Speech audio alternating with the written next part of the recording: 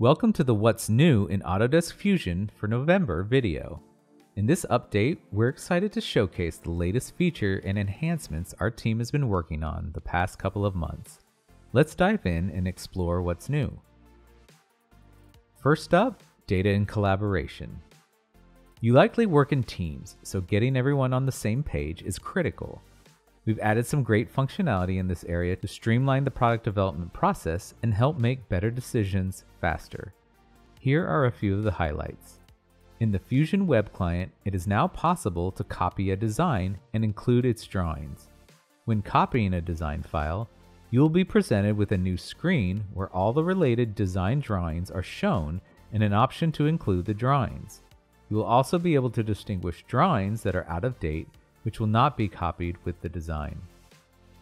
Fusion's new configurable numbering schemes enable companies using the Manage extension to define the format of their item numbers so that they match their company standards.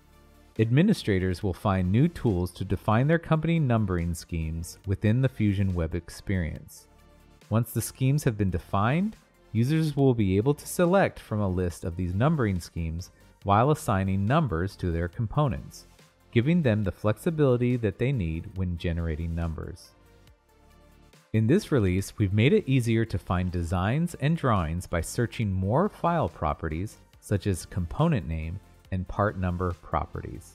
Speaking of improved search, we've now given you the ability to narrow your search to specific projects or files and folders in the current hub, project, or folder. You can find this scope of search drop-down on the left-hand side of the search bar. Joining a hub is easier in this release, removing the need to go through an invitation email. After an admin invites you to a hub, it will appear in the Fusion Hub switcher for quick access. For users who first start Fusion, the process for joining a hub will remain the same. Meandering is a technique in PCB routing that length matches traces to balance signal delays and maintain timing and signal integrity, especially in high-speed circuits. Our updated meander command now includes an intuitive interface that allows you to specify length, tolerance, and gap spacing. This provides precise control over trace adjustments for design performance. Adding Quick Tune to our Quick Route assisted interactive routing lineup is a game changer. With Quick Tune, you can select a trace or group of traces and have the tool automatically meander them to match the length of the longest trace or input a custom length value based on your design needs. All selected traces will adjust to closely match the specified length in moments. This time-saving capability ensures signal integrity and precise timing in high-speed designs, leading to more reliable and efficient PCB performance. Finding the correct parts for your schematic Fusion design is essential. This Fusion update makes it even easier. Now you can search for parts directly within the Library Manager, accessible from the Place panel. Type the name of the part you're looking for in the Library Manager filter, and you will get a list of libraries that have that component. This feature is invaluable, especially when you want to use a part created by a specific librarian or supplier. With a clear view of all available options, selecting the ideal part for your design becomes simple and efficient, helping you save time and resources. If you've ever seen a circuit board, you've likely noticed the green color. This is a solder mask. This protective layer shields the PCB from environmental factors while exposing only the connection points needed for soldering components. In this latest update, we improved the options and interface for defining solder mask details, particularly for pads and surface mount devices, or SMDs, in the library editor and vias on your PCB. These improvements make it easier to tailor the solder mask to your requirements. We've also expanded stencil definition options for SMDs for those who use stencils to apply solder paste. As you know, stencils are thin sheets with openings that precisely match your pad layout. They are used to apply solder paste before wave soldering. One notable enhancement is the grid pattern stencil type, which is ideal for larger thermal SMDs, increasing precision and ensuring uniform paste application for reliable thermal and electrical connections. We've introduced an enhancement that allows for seamless alignment of PCB assets with construction lines defined in the Fusion Design or 3D workspace. This integrated workflow is ideal for consumer product design and effectively bridges the gap between mechanical and electronic engineering on a single platform. Fusion's electromechanical capabilities eliminate traditional file conversion hurdles, smoothing cross-disciplinary collaboration. Mechanical engineers can now draw reference lines and shapes directly on the PCB layout, providing valuable guidance for electronics engineers in precise component placement. This update empowers electronics engineers to utilize the Align command in the PCB workspace to position assets accurately along these construction lines, enhancing alignment for component rows and breakout holes, while reducing design time with greater precision and accuracy in developing consumer electronics. In the Fusion 3D PCB workspace, you can now choose the exact plane for placing holes, adopting the familiar behavior from the design workspace. This approach enables reference capabilities for precise placement, which the 2D PCB editor will adopt. This ensures a smoother workflow between mechanical and electronic design, allowing you to align mounting points and standoff locations, contributing to a more cohesive and manufacturable product design. In consumer product electronics design, it's common to encounter situations where components in the schematic need to be swapped for alternatives, whether due to better pricing, supply chain constraints, or changes in part availability that could impact manufacturing timelines. Fusion's library swap capabilities make this process seamless, allowing you to efficiently replace parts throughout the design with just a few clicks. In this update, if a component variant becomes unavailable or undergoes a name change, the Apply All option lets you quickly update all component instances across the design, ensuring that your project remains aligned with current inventory and minimizes disruptions to prototyping and production. Volumetric latticing is now officially parametric. Integrated seamlessly into the product design extension, you will now see a volumetric lattice feature in the timeline, allowing you to edit values using the parameters table and create configurations that include lattice structures. Gone are the tedious manual changes for any upstream design modification. With this release, we've eliminated these limitations to get you back to designing your parts. We're introducing Edit Initial Position, which allows you to modify the initial position of a component directly from the context menu. Previously, positioning a component during its initial placement was basically permanent, and any further adjustments would create a new Move feature in the timeline. And we all want a tidy timeline, don't we? The new Edit Initial Position functionality lets you adjust the initial position without adding new features to the timeline. It's available in both parametric and direct modeling environments, as well as in Edit in Place and the PCB Package Generator workspace.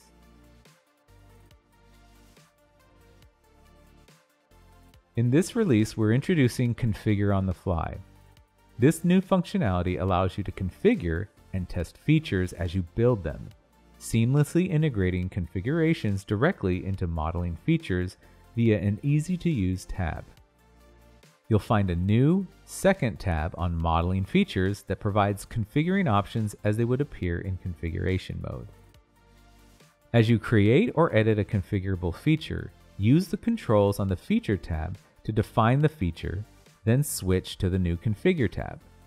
Checked Aspect will be added as a column in the configuration table, allowing you to continue modeling without the need to switch context.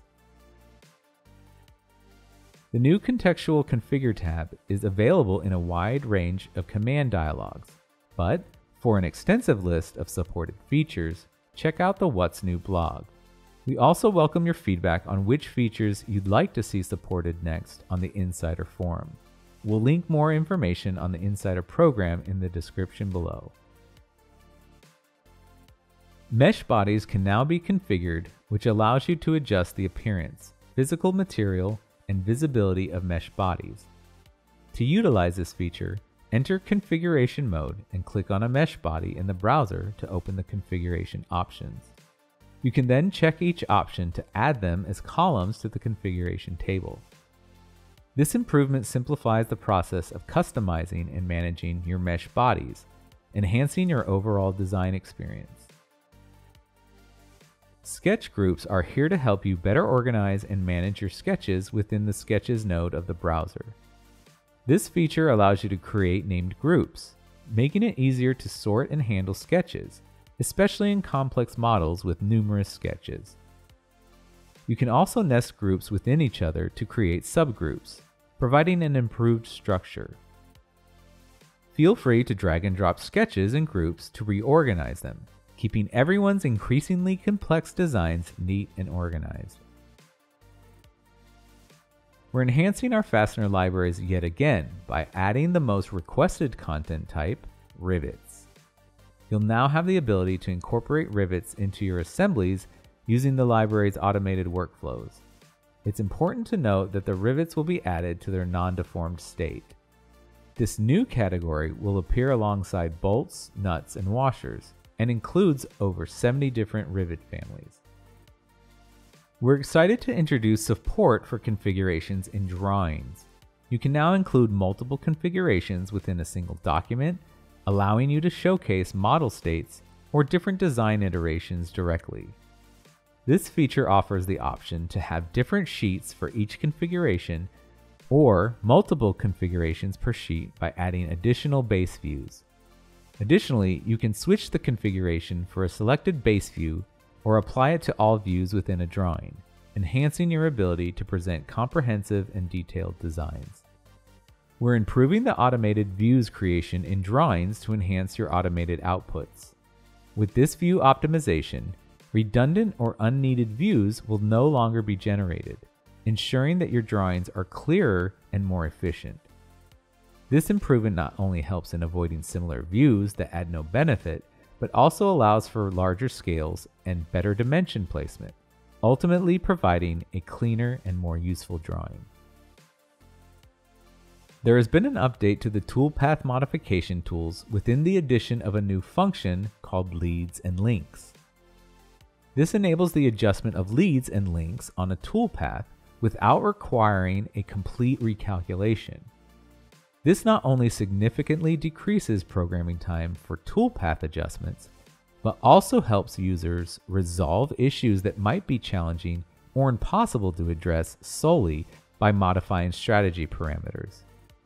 The modification tool allows for updating either all leads and links or a manual selection of individual ones. Users have control over various elements like clearance geometry, clearance and retract heights, start and end positions, rapid links, transitions, and leads. The clearance area is the safe location where the tool moves to after performing a cutting move to position for the next move. This previously could only be defined as a plane. You now have the flexibility to set clearance and retract heights for 4 and 5 axis 3D toolpaths to use cylinders, spheres, or inclined planes. For example, with a 4-axis part, retracting to a cylindrical clearance area is more efficient than retracting to a plane. Similarly, using a sphere for 5-axis toolpaths can optimize the tool retract motion.